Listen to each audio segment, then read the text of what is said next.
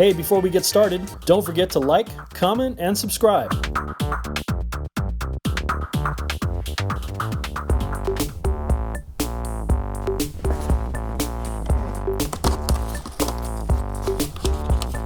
One, two,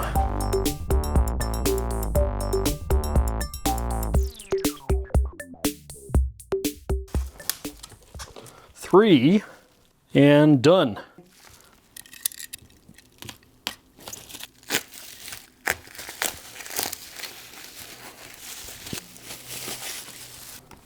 All right, well, this is one of the companies that I've really come to enjoy, X-Transbots.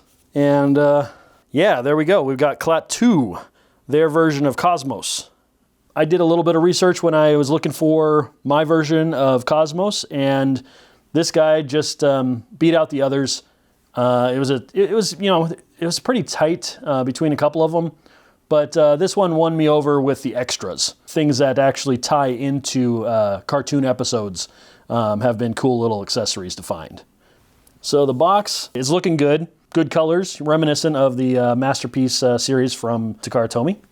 You got your profile on the back there. And in case you didn't know, Cosmos is a UFO that turns into an Autobot. So you got some UFO things going on here on the package, which is kind of fun. There you go. There's his vehicle mode.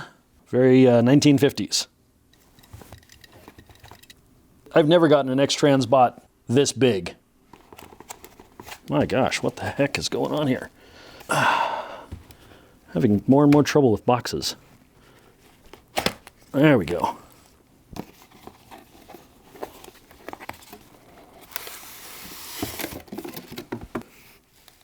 So you got your instruction booklet there, pretty big. You got your collector's card, very similar in size and shape to the actual Takara Tomy. Actually, that's kind of nice. I've never noticed a card to come in its own little sleeve before. Pretty cool. Some good art. And, you know, okay design on the card. And there's the manual. Already saw that. Oh, we got a nice little color splash image. That's pretty cool. And let's see, we've got an alien plant, which is from one of the episodes.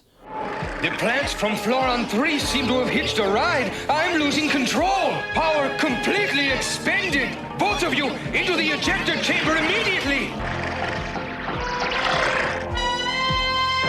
I'm gonna crash.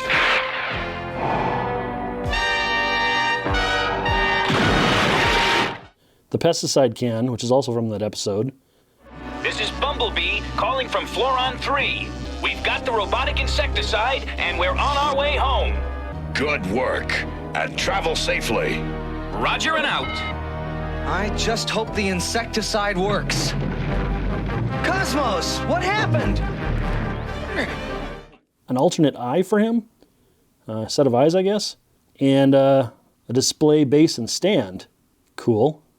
And something with these little plastic cups here that are supposed to be an abduction effect. Okay.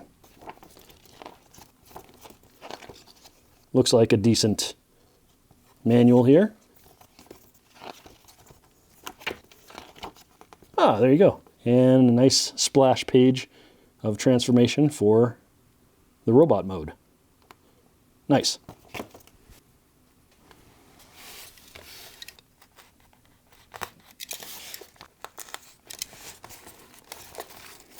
Ah, it's upside down. Quick little unpacking here. That is a good size mini bot. Oh my gosh. That's pretty cool. The alien plant effect, as you can see here in this clip from the G1 cartoon. Very interesting. Morphobots. I'm certain of it. Morphobots? I thought they were extinct. As did I. They've taken over the whole valley. You know, dangerous little critters. They didn't often go up against vegetables or, sentient plant life, but there you go. There's an episode where they did. One of the abduction effects. The other abduction effect, also known as a water glass. Screwdriver for something, I guess, that we may need. And the other set of eyes. And then this little guy here, this spray can of herbicide. Not to give it away, but you know, herbicide and plants don't usually go well together, so you might guess what the episode's about. And last but not least, we have the display base. And nicely detailed, actually. Pretty cool looking features. You know, for a UFO type Autobot. Let's get to the bot.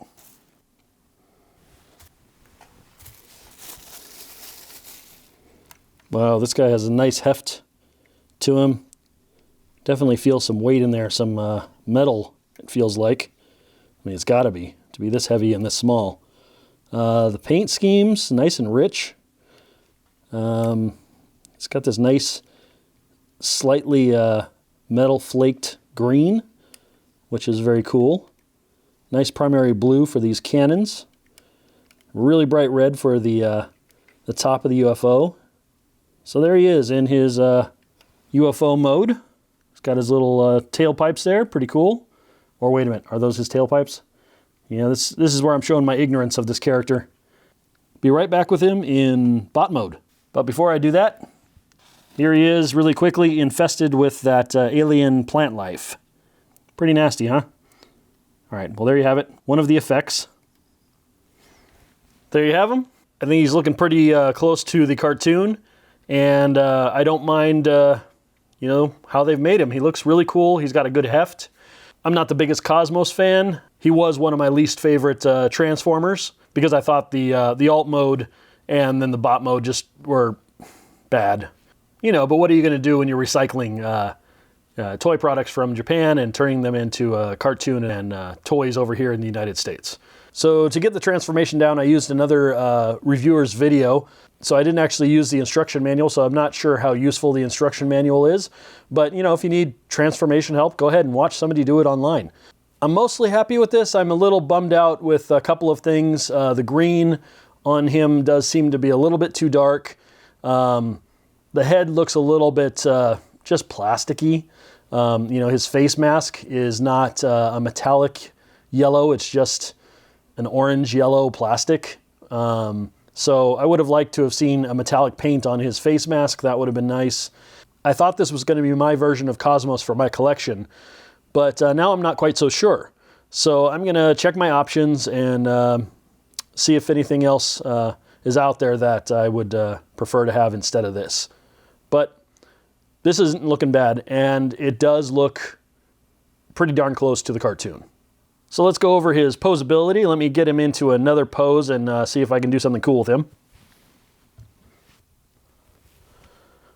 So he's not the easiest bot to pose necessarily, but you can get him to look kind of cool, I think. You know, like this kind of action pose he's got here. He's got decent articulation. He's got some issues with his shoulders.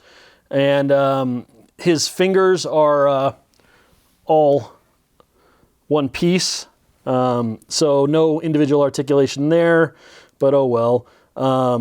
It is cool that when you transform his hands, the guns that are out there in alt mode become smaller guns above his fist. So there's two separate sets of weapons, and that's cool that they've made that apparent here on his character. Little cool touch there.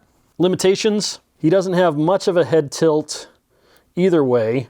He seems to be on a ball joint, so he can tilt his head, which is nice, side to side, up and down, but limited range. Shoulders, that's about as high as his arm will lift because he collides with his own body back here. I actually moved the shell a little bit, the backpack a little bit, so that he could get under it, or around it rather. So can't easily aim. His gun's straight up. Okay, I take that back. I guess he can aim them up, but as far as, it's not bad. All right, well, there you go. He can raise a hand. So I guess it's not really that big of an issue. It's just there is some collision here at the shoulder for him, depending on what kind of hand arm position you're trying to do. Limited bicep swivel. You've got some good bicep swivel here if you want it to turn out.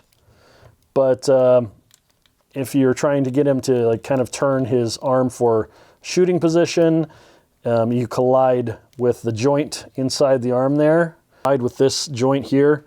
Good bicep swivel out, not so good bicep swivel in, but you know, limited movements, not too bad. So if you're just trying to get him to look cool on your shelf, I definitely think you can do that. He's got some decent hip movement, as you might imagine. He's got like no ab crunch, whatever. He's got a swivel, no ab crunch though. The skirt panels here lift up so you can get some good articulation out of the hips. So the hips are on a ratchet, knees are on also a ratchet, and you can get a good flex on the foot. That's a nice flex there. You can get a 90-degree knee bend. The foot though, the foot can pretty much just go like that in a 90-degree. But you can make him look like he's running. There we go, like he's a cartoon. Yeah, what else can I say? He's a lot bigger than I thought he'd be, especially remembering the toy from when I was a kid. That was a super tiny mini bot. And this guy is pretty massive in comparison. And even compared to, I think we'll see, compared to Optimus and Bumblebee, he's pretty large. Not too bad of a mini bot for representation for Cosmos. All right, let's see how he compares to actual Masterpiece scale Transformers from Takara Tomy. All right, let's bring in our MP scale standards. MP10 Convoy, aka Optimus Prime, and MP21 Bumblebee, and here's Klaatu, aka G1 Cosmos. I like him. He looks better against Bumblebee and Optimus than I thought he was going to. In hand, he just feels like such a massive character, so I thought he was going to look really out of proportion with Bumblebee. I thought he was smaller, more like Bumblebee's size, but that's probably due to my impression of the toy when I was a kid. Scale-wise, I think he looks good with Bumblebee and Optimus Prime. I did a quick little bit of research. I looked at the definitive Sunbow animation scale chart on TFW2005.com, and I could not find Cosmos on the scale chart. So I'm not sure how he's supposed to stack up against Bumblebee. But the way he looks here, maybe a little bit on the large side, but still good. All right, that's it for this episode of MixelPix Transformers Time Warp. I'm Mike. Go ahead, give me a like or an unlike, leave a comment, and subscribe. And to those of you who have already subscribed, I want to thank you, and I want to thank any new subscribers. And as always, until next time, happy collecting, everybody.